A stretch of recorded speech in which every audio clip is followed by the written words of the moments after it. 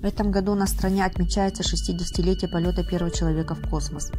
12 апреля 1961 года первый советский космонавт Юрий Алексеевич Гагарин совершил полет в космос, что стало небывалым прорывом в мире.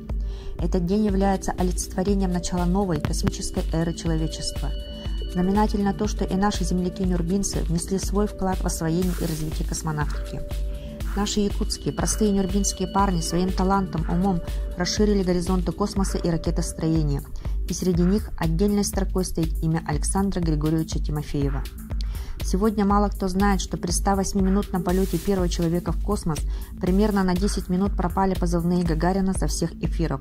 И первым человеком, поймавшим эти позывные «Кедр», был наш земляк, инженер-радист Александр Тимофеев, уроженец села Мальжигар Нюрбинского района. Александр Тимофеев родился в 1933 году в семье колхозников. Детство его пришлось на тяжелые военные годы.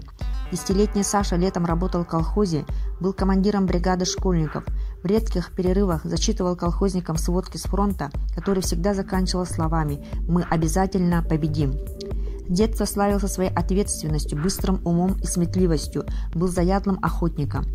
После успешного окончания Нюрбинской средней школы номер 1 в 1952 году поступил в Ленинградский электротехнический институт связи имени Бонч-Бруевича. В те годы директором первой школы работал заслуженный учитель Александр Николаевич Чусовской, который многим своим выпускникам помог в получении образования в лучших вузах страны, дал им путевку в жизнь.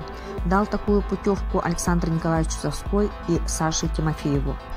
После окончания института Александр был направлен на работу в родную Якутию, Якутский радиоцентр, на должность инженера.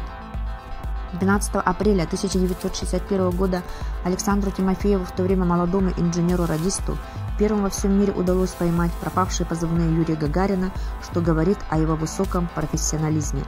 В его трудовой биографии зафиксирован этот факт. В трудовой книжке имеется запись: за успешное обслуживание полета первого человека в космос объявлена благодарность и выдана денежная премия.